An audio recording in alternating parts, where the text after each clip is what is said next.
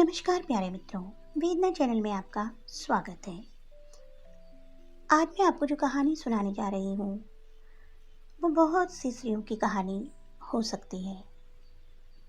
मेरी आज की कहानी है पतिदेव शादी के बाद औरत की ख्वाहिश कौन पूरी करता है। पापा डॉक्टर जवाब दे चुके हैं, अब माँ कुछ दिनों की ही मेहमान है। बेटे माधव ने अपने पिता देवकी नंदन जी से कहा। देवकी नंदन जी ने तो कुछ सुना ही नहीं, उनके कानों में तो डॉक्टर साहब के शब्द गूंज रहे थे।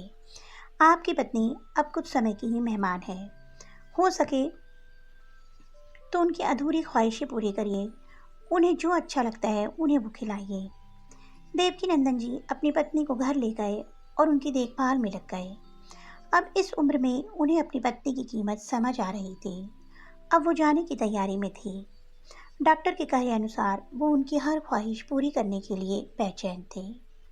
एक दिन सुबह सुबह उनका सर अपनी गोद में लेकर बैठ गए और बोले, माधवी, वैसे तो हमने आज तक तुम्हारी कोई ख्वाहिश पूरी नहीं की, लेकिन अब करना चाहता हूँ।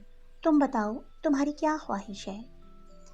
माधवी बोली, सुनिए जी, शादी के बाद औरत की कोई ख्वाहिश ही कहाँ रह जाती है, और अगर होती भी है तो उसे पूरा कौन करेगा। अब छोड़िए भी, हमारे पास वक्त ही कितना बचा है। हमारे मन में जो ख्वाहिशें हैं उतने वक्त में तो एक भी पूरी नहीं हो पाएगी। उनमें से कई ख्वाहिशों से जुड़े लोग अब इस दुनिया में नहीं हैं। तुम कहकर तो देखो, हमसे जो बन पड़ेगा हम वो जरूर करेंगे। माधवी जी फीकी सी हंसी हंसी और बोली, माधव के पापा, हम शादी के बाद कभी अपने मायके अपने मन से नहीं जा पाए। जब भी गए आपने आंसू से रुलाया। आपने और आपकी माँ ने इतने बंधनों में जकड़ रखा कि मायके का हर रिश्ता छुड़वा दिया।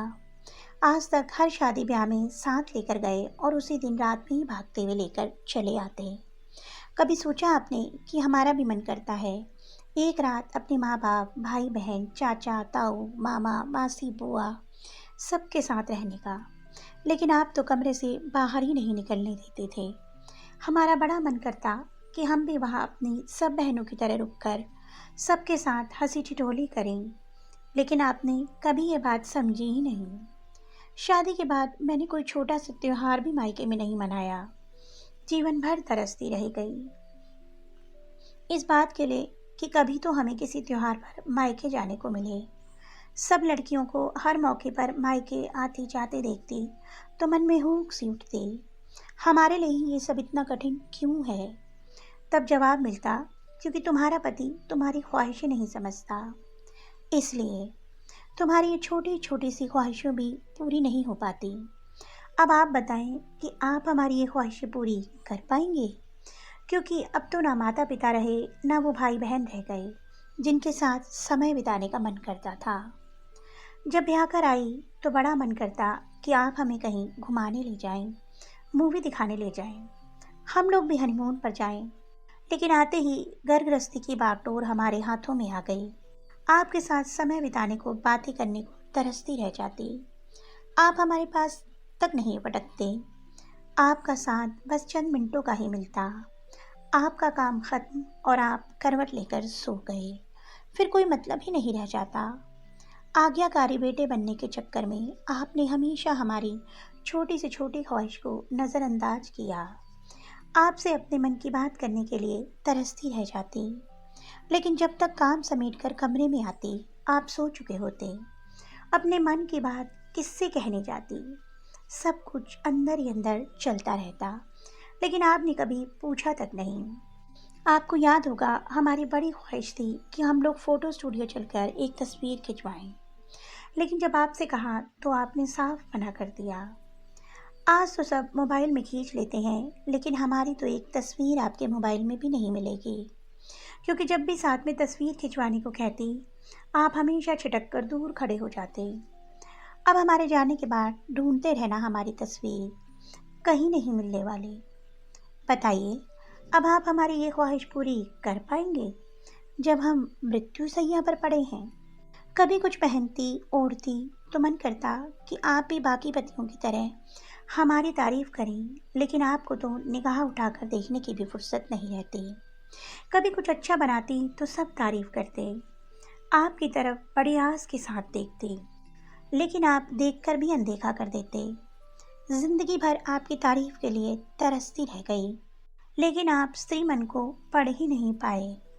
हमारा आत्मविश्वास तक चला गया। ये लगता हम दुनिया की ऐसी औरत हैं जिसके अंदर कोई खूबी नहीं जो पति को रिझा सके। हमारी ख्वाहिशें कोई बहुत बड़ी नहीं थी, बहुत छोटी छोटी थी, जो मन के अंदर ही दबी रह गई। कहते कहते माधवी जी की सांस फूलने लगी, तो देवकी नंदन जी ने उन्हें पानी पिलाया, जिससे कुछ देर के लिए वो ठहर गई। अब हमारे मरने के बाद आप हमारी एक ख्वाहिश पूरी जरूर करना, हमें खूब सजाना, हमारी मांग अपने हाथों से भरना और हमेशा खुश रहना, बस यही ख्वाहिश है। एक बात और माधव के पापा, जीवन साथी की ख्वाहिशें पूरी करनी है तो जीते जी करिए, ऐसे मरते समय पूछकर उसका मजाक मत उड़ाइए। कहकर माधवी जी की गर्दन एक तरफ लुढ़क गई और वो हमेशा के लिए खामोश हो गई। देवकी नंदन जी फफक फफक कर रोने लगे और बोले, तुमने बिल्कुल सही कहा, तुम हमेशा हमारी आंखों के सामने रही और हमेशा हम तुम्हारी अवहेलना करते रहे, कभी तुम्हारे मन की ख्वाहिशें समझने की कोशिश ही नहीं की। दोस्तों, ऐसा क्यों होता है? जब तक इंसान आंखों के सामने मौजूद रहता है तब तक लोग उसकी कदर नहीं करते, लेकिन उसके जाने के बाद उसकी कीमत समझ में आती है। तब कोई फ़ायदा नहीं होता, क्योंकि जाने वाला तो तरस कर चला गया, अब पछताने से क्या होता है। दोस्तों, आपको ये कहानी कैसी लगी कमेंट बॉक्स में अवश्य बताइएगा। अगर आपको मेरी कहानी अच्छी लगी तो मेरी कहानी को लाइक कीजिए और मेरे चैनल को सब्सक्राइब कीजिए। जल्दी एक नई कहानी के साथ मिलूंगी, तब तक के लिए बाय बाय।